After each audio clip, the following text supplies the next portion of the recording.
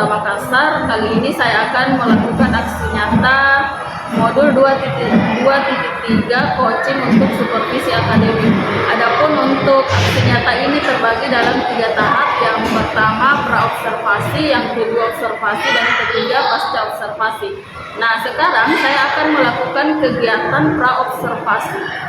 Baik, di sini saya bersama dengan rekan guru saya di SDN Bawah Karen 1. Silahkan Ibu, perkenalkan namanya Bu. Oke, baik. Assalamualaikum warahmatullahi wabarakatuh. Perkenalkan, nama saya Rizka Amalia, guru kelas 5 SD Negeri Bawah Karen 1. Baik Bu Rizka, terima kasih untuk waktunya. Jadi sebelum nanti saya observasi, saya akan bertanya beberapa hal ya Bu Rizka. Baik, di sini apa tujuan pembelajaran yang akan Ibu lakukan nanti saat pembelajaran? Oke, baik. Jadi tujuan pembelajaran yang saya akan lakukan adalah mengelompokkan materi dalam kehidupan sehari-hari berdasarkan komponen unsurnya, yaitu satu tunggal dan satu campuran. Baik Bu Rizka, jadi di sini kan kira-kira bagaimana pembelajarannya Ibu Rizka saat sebelumnya ini, dan pengembangan apa yang akan Ibu Rizka lakukan nanti saat di kelas? Pada saat pembelajaran sebelumnya yang saya laksanakan di kelas, saya hanya berpacu pada buku, berfokus pada buku saja. Setelah itu baru dijelaskan. Lalu setelah dijelaskan, saya hanya memberikan tugas langsung ke siswa. Nah, setelah mempelajari RPP berdiferensiasi ini, saya jadi lebih mengetahui bahwa pembelajaran siswa itu berbeda-beda. Ada yang gaya belajarnya yang auditory, yang hanya mendengarkan bisa langsung memahami, dan ada juga gaya belajarnya visual, yang hanya melihat gambar bisa paham. Kemudian ada juga yang gaya belajarnya kinestetik, yang hanya menyentuh lalu bisa mengetahui. Oke. Ya Bu Rizka, jadi di sini Bu Rizka pengembangannya apa yang akan Ibu lakukan?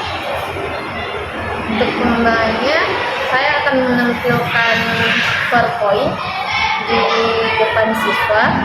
Kemudian saya juga akan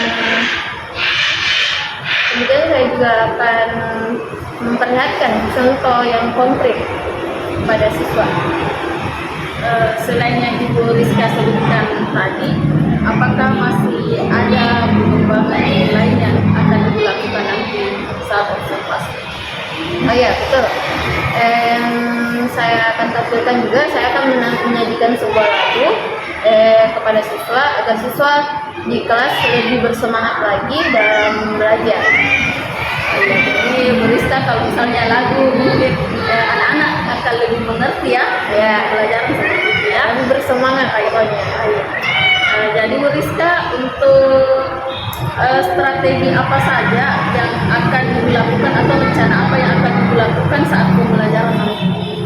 Jadi strategi yang akan saya laksanakan nantinya dalam proses pembelajaran, yang pertama saya akan menampilkan PowerPoint di depan siswa agar siswa lebih paham. Kemudian saya juga akan memberikan contoh melalui alat peraga supaya siswa bisa membedakan contoh satu tunggal dan satu campuran.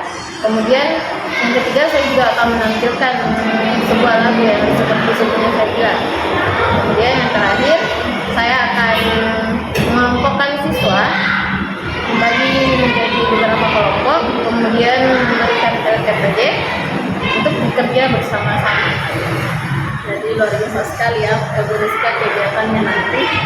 Baik Bu Rizka, untuk rencana pembelajaran ini Bu Rizka, apakah Ibu Rizka melibatkan rekan sejawat atau siapa saja yang Ibu libatkan?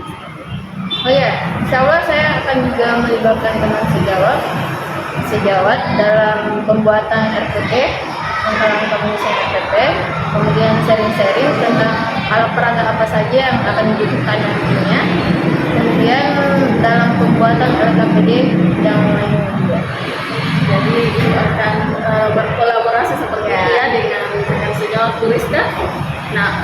Untuk selanjutnya Bu Rizka, di sini kan kita itu perlu yang namanya refleksi seperti itu Bu Rizka.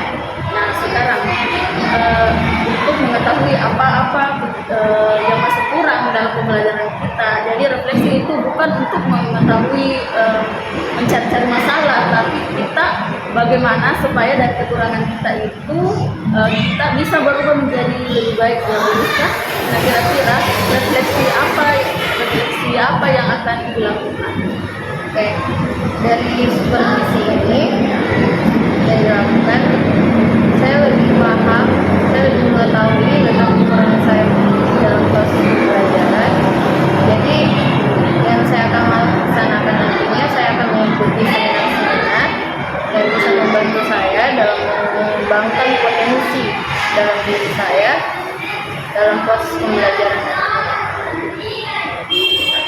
Akan mencari materi-materi pendidikan yang lain seperti itu ya Bu Rizka. ya. Nah, dari paparan yang Bu Rizka sampaikan ini, kira-kira rencana pembelajarannya kapan akan dilakukan? Oke, jadi rencana pembelajarannya itu saya akan laksanakan pada hari Senin tanggal 29 ini. Baik, saya sudah tidak sabar Bu Rizka untuk melihat bagaimana Bu Rizka nantinya mengajar dengan rencana-rencana yang Ibu sampaikan ya. Terima kasih Bu Rizka. Jadi cukup sekian untuk observasi kali ini. Assalamualaikum warahmatullahi wabarakatuh.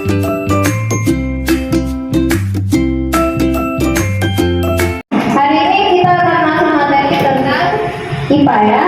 Materinya IPA yaitu sat tunggal dan sat campuran. Ya, pernah dengar? Pernah dengar? Oke, kalau begitu ada yang tahu apa itu sat campuran sama sat tunggal? Ada yang tahu sat tunggal itu apa? Oke, jadi sat tunggal itu adalah sat yang komponennya terdiri hanya satu sat atau materi. Ya, jadi sat tunggal memiliki dua jenis. Ya, ada dua jenis sat tunggal. Yang pertama adalah unsur, yang kedua adalah senyawa. Ya, kalau unsur itu sat komponennya tidak bisa diuraikan lagi menjadi sederhana. Contohnya ada dua jenis juga unsurnya di sini, ada logam dan ada non logam. Contoh yang logam, kalau sat tunggal, misalnya emas, ya karena ini mengandung logam. Apa lagi kira-kira?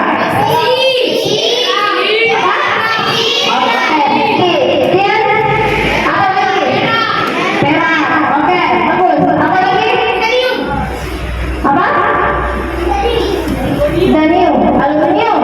Oke, aluminium. Jadi contohnya unsur yang mengandung logam itu besi, emas, perak, dan aluminium dan lain-lain ya. Dan besi mengandung logam. Kemudian yang kedua senyawa. Kalau senyawa itu merupakan sat tunggal yang memiliki beberapa unsur, ya. Kalau senyawa, contohnya apa? Air dan kopi. Apa? Air dan kopi. Ini sat tunggal. Contohnya air. Nah, air itu masuk, tapi kopi nggak masuk, ya. Apa lagi? Garam. Tidak, ini sat tunggal yang senyawa. Nah, yang masuk itu adalah air, gula, garam, oke, dan sebagainya. Nah, coba perhatikan ke depan di poinnya. Gua akan tunjukkan sebuah gambar, ya. Oke, coba perhatikan. Ini ada air, emas. Ini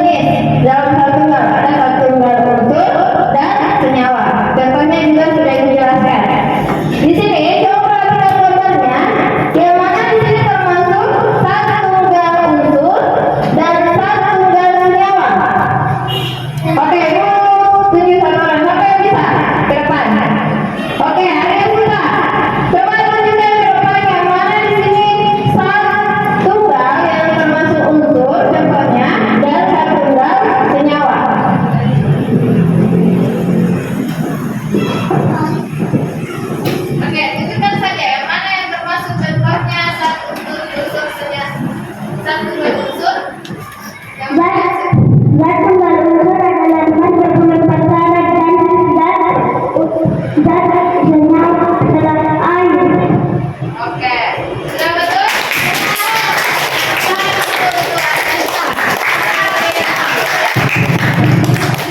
Jadi antara satu zat tunggal unsur, air masuk tidak?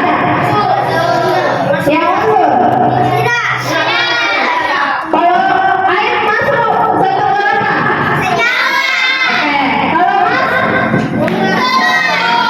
Oke, kalau logam. Ya. Senyawa atau unsur? Oke, unsur ya. Kemudian ini kalau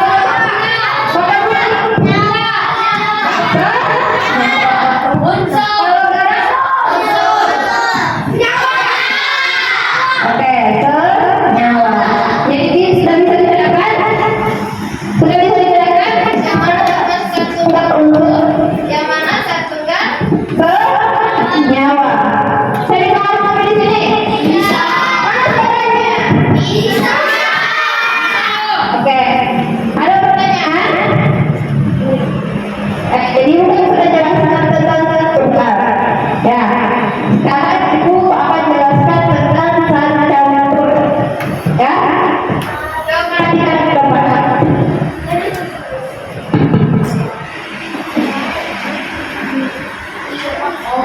Ini air zat tunggal atau campuran? Air tunggal. Kalau begini maksudnya, ini tunggal atau campuran? Kalau ini campuran. Campuran. Apa campurannya ini?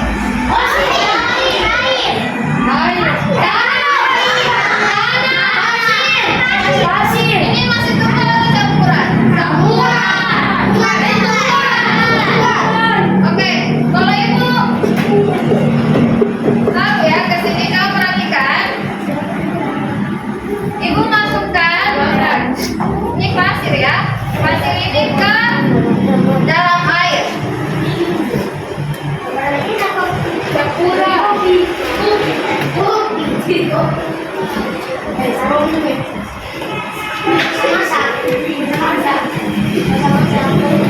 Oke, jadi pada saat ibu, ini kan tadi airnya bersih ya. Pada saat ibu masukkan pasir, apa yang terjadi? Apa yang terjadi? Oke,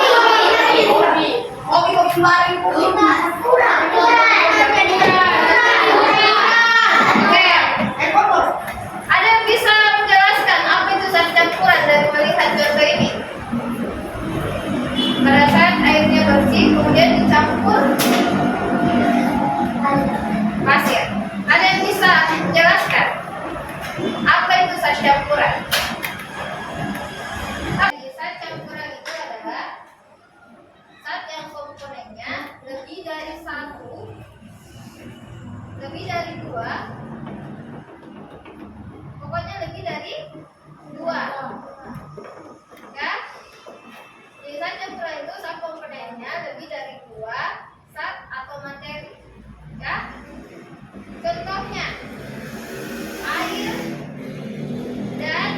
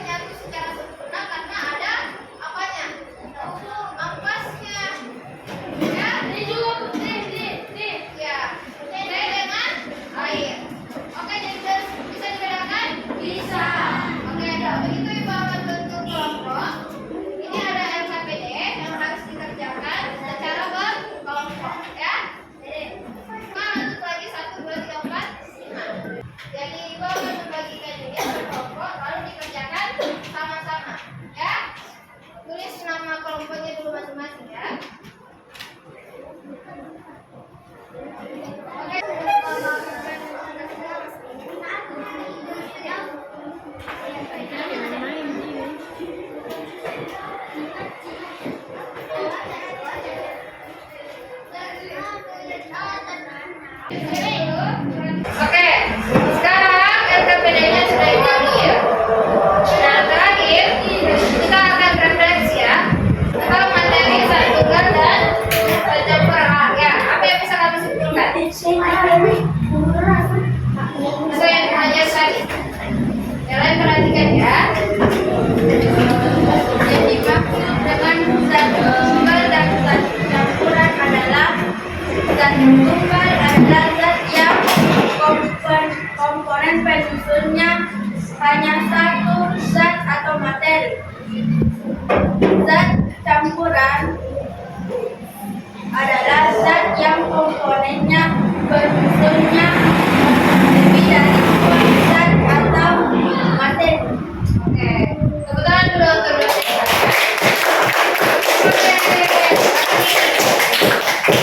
Jadi, sudah betul ya apa yang disampaikan oleh Jessica.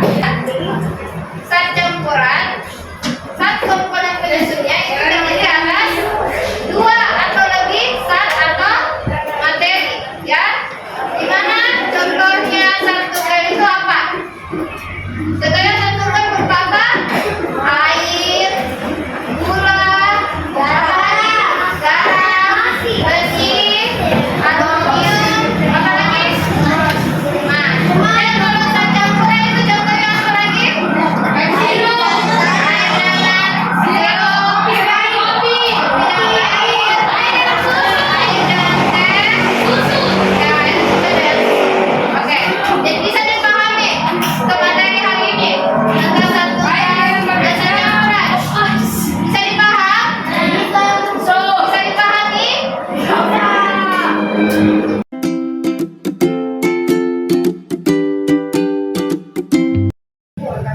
Baik, assalamualaikum warahmatullahi wabarakatuh. Kali ini saya akan melakukan pasca observasi. Jadi kali ini saya didampingi ibu pengajar praktik, Ibu Anggreni Latif, dan guru rekan guru saya Ibu Rizka. Baik, saya mulai Bu. Baik Bu Rizka, jadi hari ini kan kemarin saya sudah lihat Ibu di kelas, saya sudah observasi, namun saya ingin bertanya ya, Bu Rizka, bagaimana perasaan Ibu Rizka setelah diobservasi kemarin? Setelah diobservasi kemarin, alhamdulillah sangat senang ya, apalagi siswa sangat antusias. Karena kan sebelumnya itu pembelajaran yang saya terapkan di kelas itu hanya berfokus pada buku yang menjelaskan. Tapi setelah saya terapkan menampilkan PowerPoint, kemudian saya memberikan contoh yang konkret, dan kemudian menyanyikan sebuah lagu, jadi anak-anak sangat antusias dalam belajar. Mengenai pembelajaran Ibu Rizka tentang RPP yang diferensiasi, apakah sudah sesuai Bu Rizka? Menurut saya sangat sesuai ya, sudah sesuai dengan pembelajaran berdiferensiasi karena sudah ada pembuka, inti, penutup, meskipun masih ada kekurangan yang harus saya perbaiki lagi. Kira-kira saat Ibu Rizka mengajar kemarin, apakah ada kendala yang Ibu Rizka hadapi? Ya, adapun kendala yang saya hadapi itu kemarin pasti ada, ya, seperti kendala di teknis, kemudian masih ada juga siswa yang kurang fokus dalam belajar, kemudian masih ada juga siswa yang kurang memahami materinya. Siswanya masih kurang fokus seperti itu. Ya, masih ada beberapa ya. Ya, di kendala Bu Rizka yang Ibu Rizka sebutkan tadi, kira-kira apa penyebabnya Bu Rizka? Oke, menurut saya penyebabnya siswa kurang fokus dan konsentrasi karena pembelajarannya saya mulai di akhir pembelajaran. Jadi pembelajaran itu mulai menurun, konsentrasinya mulai menurun. Kemudian siswa juga masih kurang mengerti karena mereka masih normal bertanya. Kemudian saya juga lupa mengelompokkan siswa yang sesuai dengan gaya belajar untuk lain. Jadi untuk kurang konsentrasi harusnya Ditempatkan di awal mungkinnya. Ya. apalagi panas-panas Panas-panas sudah istirahat. kasih es krim. Ya. Baik Bu Rizka, bagaimana solusi nantinya untuk permasalahan yang Bu Rizka hadapi di kelas? Oke. Adapun solusi yang saya akan terapkan sih, mungkin saya akan menerapkan pembelajaran yang agak berat, menempatkan pembelajaran yang agak berat juga di awal pembelajaran, dan menempatkan pembelajaran yang agak sulit itu di akhir pembelajaran. Kemudian saya juga akan menyelingi pembelajaran dengan speaking supaya siswa lebih bersemangat lagi dalam belajar.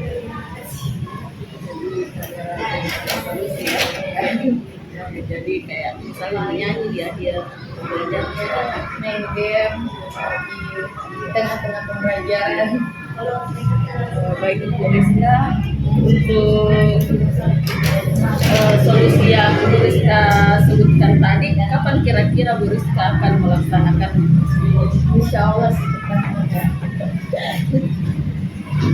Baik Bu Rizka, untuk pertanyaan terakhir, bagaimana menurut Ibu Rizka dengan supervisi akademik yang sebelumnya? Menurut saya dengan adanya supervisi akademik ini sangat membantu sekali bagi saya karena saya bisa tahu petak-petak kekurangan saya di mana saja. Kemudian dengan adanya pra observasi kemarin saya bisa melihat, saya juga bisa mengingat apa langkah-langkah pembelajaran saya. Kemudian nantinya saya juga akan mencari referensi supaya bisa belajar lebih baik lagi.